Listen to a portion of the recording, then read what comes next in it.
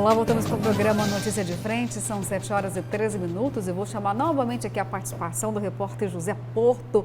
Vai falar pra gente sobre aquela situação que não chegou ao fim ainda, gente, o aumento dos professores concedido pelo presidente da República, Jair Bolsonaro, um reajuste gordinho de 33%, mas quem vai explicar pra gente novos desdobramentos é ele. Ao vivo de novo conosco aqui, José Porto, conta pra gente, existe agora algum tipo de articulação para impedir, ô Porto, que esse aumento chegue ao bolso dos professores da rede municipal de todo o país?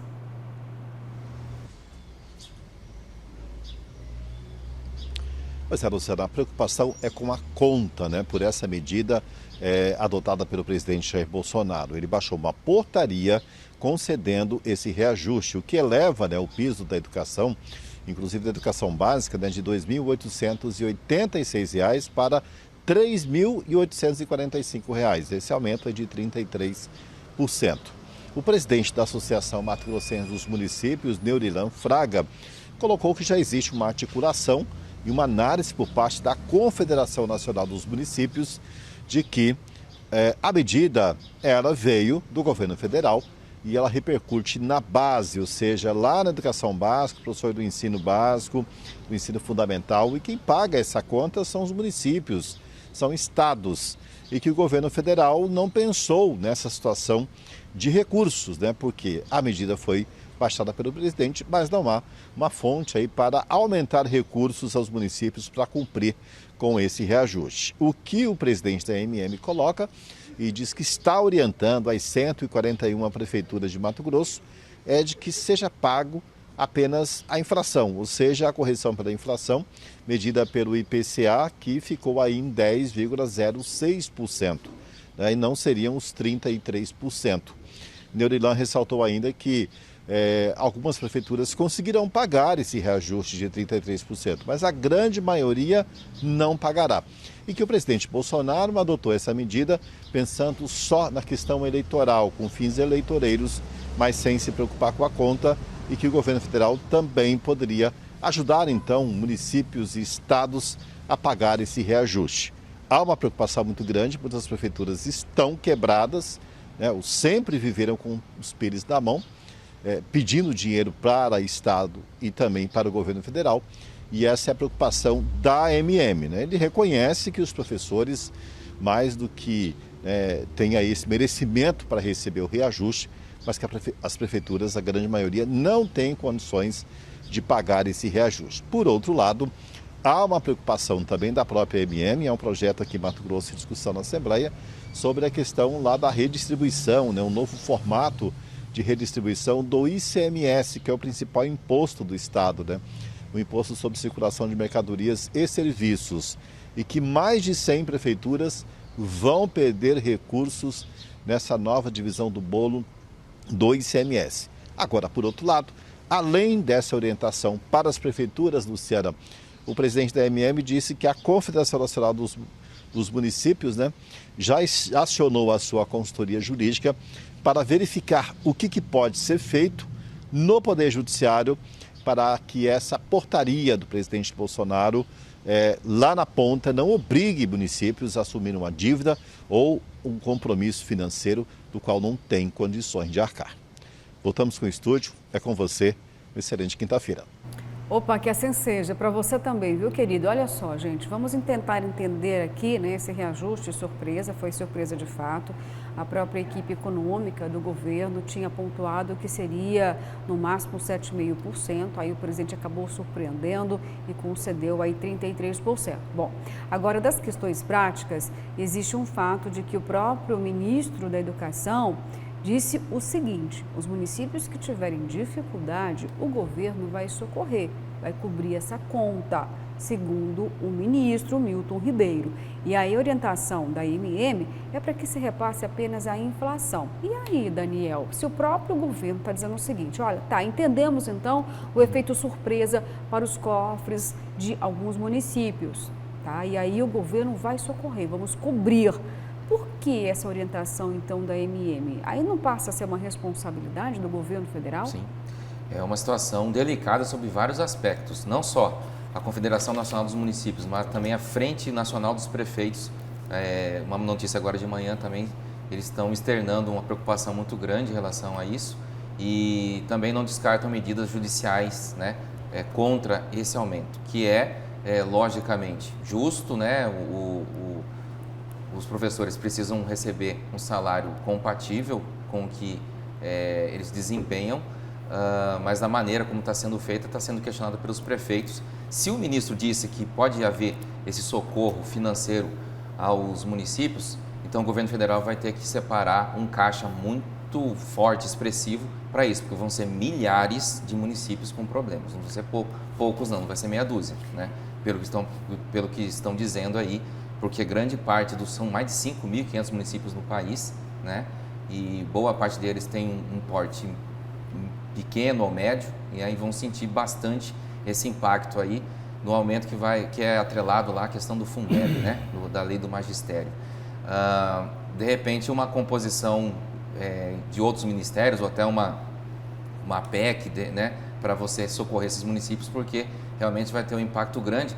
E pensando na questão eleitoral, se por um lado essa proposta é bastante popular em relação aos trabalhadores da educação, por outra, ela afeta os gestores municipais, que também estão liderando milhões de pessoas nos seus municípios, né?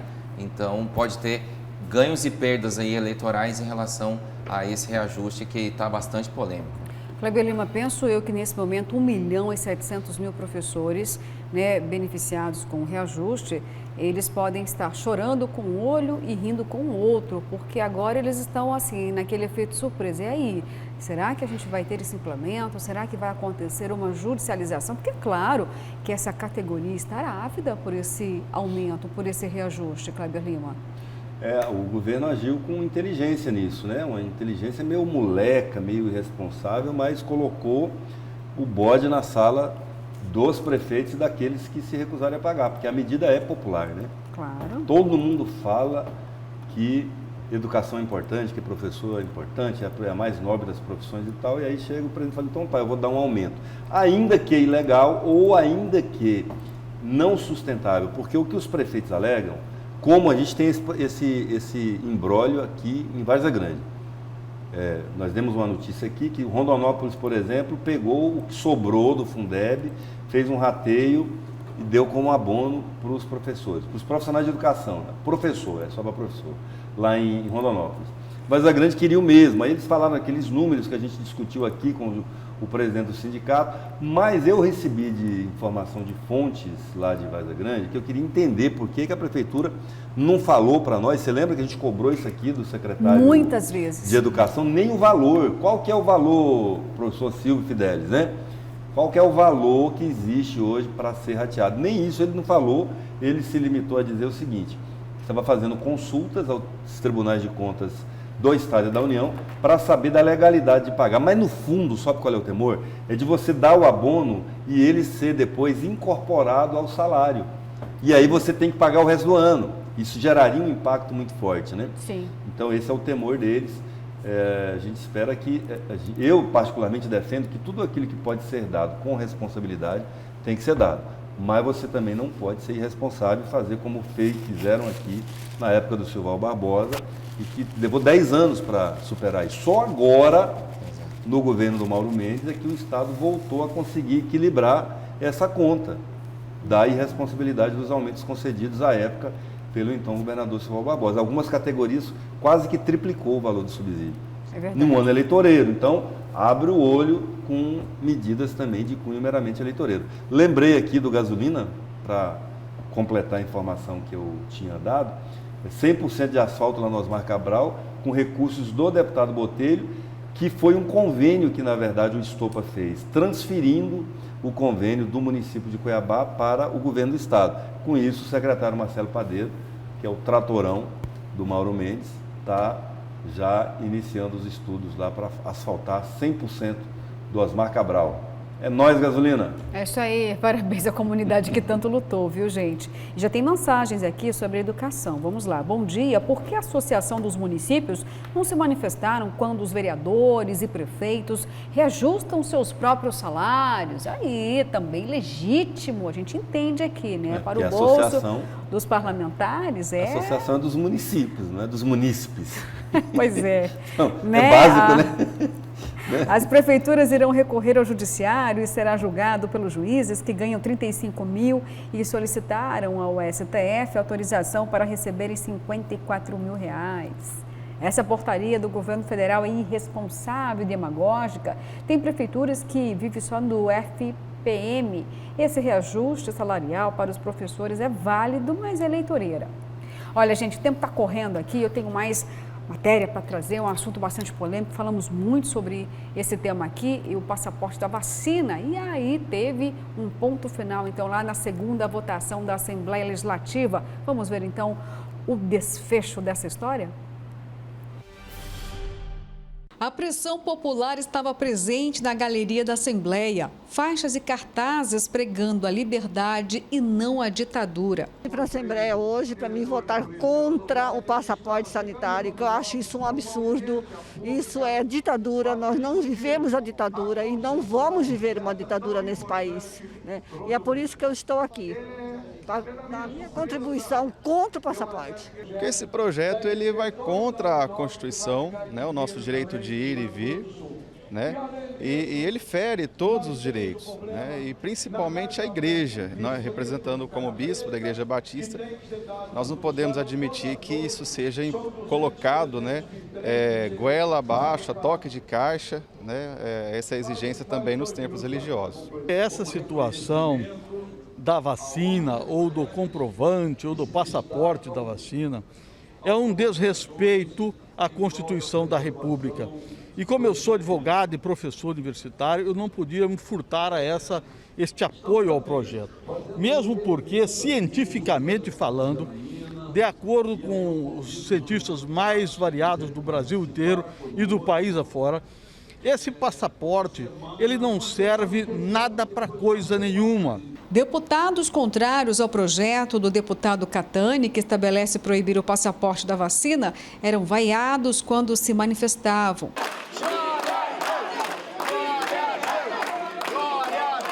O deputado Lúdio Cabral reprovou a proibição do passaporte. Alegou que, se aprovado fosse o projeto, só traria trabalho ao Ministério Público, que iria ingressar com ação direta de inconstitucionalidade, como já ocorreu com o município de Matupá. Presidente, estou aqui cumprindo o meu dever como cidadão, como deputado estadual, como médico sanitarista, e deixar registrado para a história que o negacionismo não passará por nós calados. Podem gritar à vontade, podem espalhar mentira à vontade, mas nós temos que respeitar o direito da nossa população à vida, a ter acesso à vacina, que é a principal responsável pela redução da mortalidade e da letalidade da nossa população. A defesa do petista foi mais uma vez rechaçada. Você pode vacinar, mas não impede a gente de ir e vir.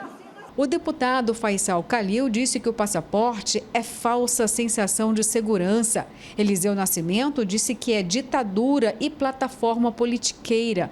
Ulisses Moraes pregou a perda da liberdade e perseguição religiosa. O parecer da CCJ foi pela aprovação e a maioria seguiu o relatório e foi aprovado com apenas 3 votos contrários, sendo dos deputados Lúdio Cabral, Paulo Araújo e Valdir Barranco.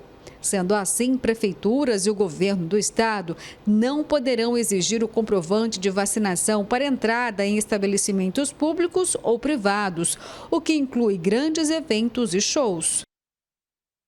Pois é, gente, eu vou citar aqui, eu estava lá e parecia a torcida da Copa do Mundo, um número até pequeno de pessoas presentes, né, na galeria. Meia dúzia de gato pingado. Mas foi uma celebração tão grande que eu imaginei, diante de tanta felicidade, e parecia a final da pandemia, e não é nada disso, e existem preocupações, a opinião é dividida, mas tem um tom Por exemplo, a minha preocupação é as pessoas que não querem o passaporte da vacina, a maioria, não vou dizer 100% porque nunca existe unanimidade em nada, mas a maioria é contra a vacina. Então, ou seja, é uma medida para que você avalie muito bem o desdobramento disso. O passaporte é uma coisa, a vacina é outra. E quem não quer o passaporte, geralmente é porque também não quer a vacina. Porque se você tomou a vacina, qual o problema de você apresentar lá o comprovante que você tomou a vacina? Mas, enfim, olha só, nós não temos aqui o placar final, é até uma cobrança aqui, talvez de grande parte da imprensa. Por quê?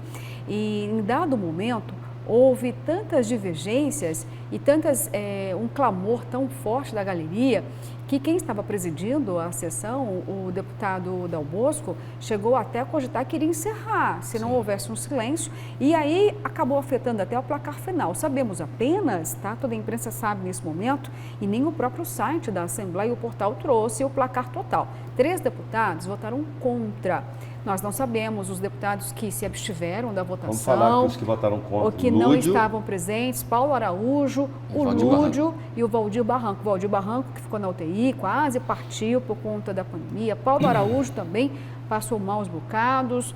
O deputado Lúdio é médico, teve Covid, mas não houve grave, mas é médico. Votaram exatamente, mas nós não sabemos aqui. Nós não sabemos, porque foi híbrida a sessão, Kleber Lima, alguns problemas técnicos acabam acontecendo e, nesse momento, a imprensa não noticiou todos os outros parlamentares, os que participaram da sessão, né, os que se abstiveram, os que estavam ausentes, nós não sabemos. Achei muito quieto. O deputado Wilson Santos, que é o presidente da CCJ, pediu para o relator fazer a leitura.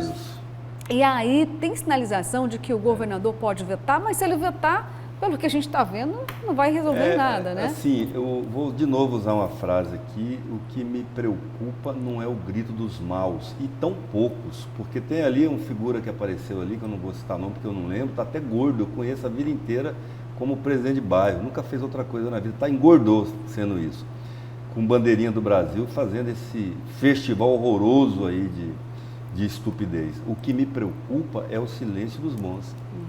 Né? Fazer... E aí eu cobro aqui, entre esse dos bons, eu cobro aqui atitudes e posturas do Wilson Santos, professor Wilson Santos, do quarto membro da bancada aqui, o Carlos Avalone, dos outros médicos que ficam lá na Assembleia, doutor João, doutor Eugênio, da própria Janaína Riva, que em outras causas tem uma atitude tão proativa, tão bacana, neste caso também dá 100 passos atrás, né?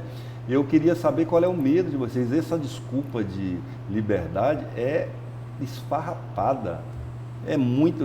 Então, assim, eu quero ver vocês irem fazer essas comemorações na porta dos hospitais que estão lotados, sem UTI, morrendo mais de 100 pessoas no final de semana, Cuiabá. São as mesmas pessoas que querem liberar show, que querem liberar futebol. Assim, eu acho que a Assembleia Legislativa de Mato Grosso presta mais um desserviço à sociedade neste evento. Luciano, uma analogia aqui. Vamos supor que eu seja um fumante crônico. Eu nunca gostei de cigarro, cheguei perto. Mas eu sou um fumante crônico, eu me sinta discriminado por não poder entrar em lugares públicos, privados. Restaurante, avião. Então, eu não posso, né? Porque a lei, de repente aparece uma lei que me autoriza não só a eu colocar a minha saúde em risco, como também jogar fumaça no rosto das pessoas dentro de um teatro, por exemplo, né? Eu tenho agora essa prerrogativa. É isso que a Assembleia está fazendo. Isso aí. Nós estamos numa pandemia, a gente tem o direito tolhido, sim, nós temos. Uma pandemia é uma situação atípica, né? E, de repente, você dá autorização para o cidadão especial. Por sorte que os municípios não são obrigados a seguir essa lei. Exato. Gente, o Poder Judiciário, inclusive, mudou o desfecho lá de Matupá. Olha, não dá tempo de mais nada, infelizmente, viu? Mas amanhã, a partir das 6 horas, estaremos aqui esperando por você. Hoje o meu gesto é esse aqui, para a Assembleia, ó. Se mostrarem esse aqui, ó, para a Assembleia, ó.